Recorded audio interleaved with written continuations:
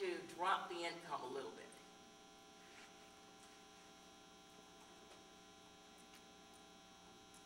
All right, still a little high. All right, we'll make it 43,000. Okay, 42.5. How's that? All right. All right. Pardon? Right.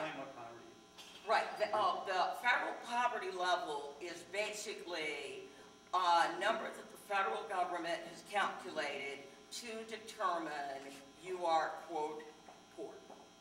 All right, federal poverty level. Subsidies are going to be available for up to 400 times the poverty level because health insurance is so incredibly expensive. All right? Now, a single person earning $42,500, they're 32 years old, under the current plans, and again, these numbers are going to get adjusted. The number for the House is probably 11%. The number for the Senate is 10.5%. It's 10%. So that's why the House, the figures are a little bit higher than the Senate. All right, that person would pay a monthly premium of $243 under the House side if they were at 11%. They'd be paying about $219 a month under the Senate bill. Now remember, if they go to the doctor, they're going to have to pay co-pays. So they go to the doctor, they're going to pay a copay. They could be looking at a maximum exposure of $6,864 a year. Okay, now, they only make $42,500. They probably are trying to live somewhere. They probably would like to eat at least once a day. And they probably don't work at home. They've got to get themselves to and from work. Now, on the system that we propose, the Medicare for All, otherwise known as single payer, also known as Medicare Part E, Medicare for everybody, those are your numbers. All right? That same person with that same income, $42,500, they would pay $1,402.50 per year. Their monthly premium would be $116.88. And we're looking at a bill, HR 676. It would be medical, it would be dental, it would be vision, it would be pharmacy, it would be mental health. The other one is medical and pharmacy only.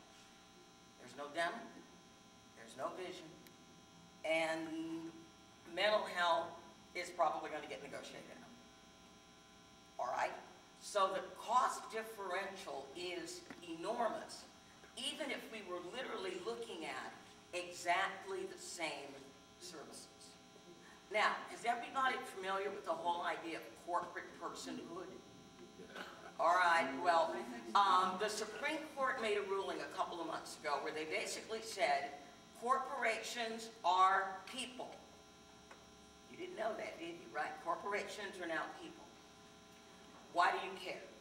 You care because when we look at elections, corporations can now dump an unlimited amount of money into the campaign coffers of somebody that they think will support what they want, as opposed to someone who will support what we want. So the stakes on that health care bill just went way up because on this other scenario, all that money goes to private insurance companies. In my scenario, the money goes for Medicare. Medicare is federally funded. We are keeping the money out of the hands of the private for-profit corporations who will then use the money to defeat any attempts at correcting this very bad reform. So in this one instance, in this one time, bad reform is potentially going to be reformed that we can never fix because of what the Supreme Court did. They said an unlimited amount of money can be dumped into campaigning by anybody or any corporation for anything. And that health insurance lobby, before this ruling, have been spending $1.4 million a day to buy Congress. They wrote this bill. If we don't pass it, they win. If we pass it, we have the Health Insurance Profitability Act of 2009. It's a really, really, really tough call, I know, for a lot of people, in terms of they're looking at, are my costs going to go down? Are my costs going to go up? Does it make sense for me? There are a few people where, yes, they are going to benefit from this. The Congressional Budget Office just scored one of the later iterations of this plan. There are still 12 million people who aren't covered. In my mind, all would include those 12 million people. 12 million is way too many to be omitted from anything that we want to call all or say universal. What did those 12 million people do that they are not good enough or not deserving enough of health care? Because remember, health care and life are very, very, very much intertwined. Anybody else want to give me any numbers to plug in? Oh, I'm going to change one number. I'm going to change the age of the person buying this health care. All right, right now they're 32, and remember, 243, 219. All right, I'm going to put in my age. I'm too young for Medicare. All right, the numbers jump. It's age related is where the premium differential is going to be. They don't care how healthy I am because I am older. Older people are going to be paying more. All right, now let's go see what happens under my Medicare for all scenario. All right, one person earning $42,500 a year who is 56 years old, under the 11% plan would pay $389 under a month.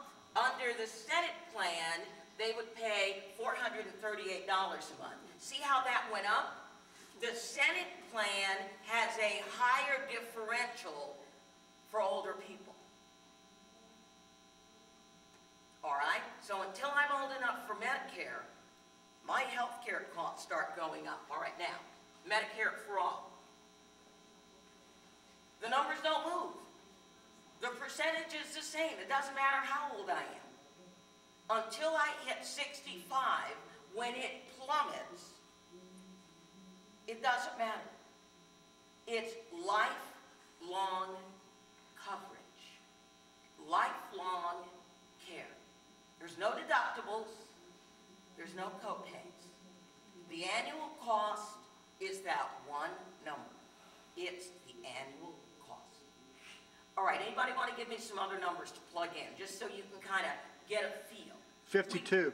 52, all right. Give me an annual salary. 42.5. Well, all right. There's not going to be any difference. Not going to be any difference at all. Oh, there was a little bit of a difference. All right. A little younger, the numbers went down a little bit. All right, now, let's take a look. I'm going to go 64. Actually, I'm going to go 63.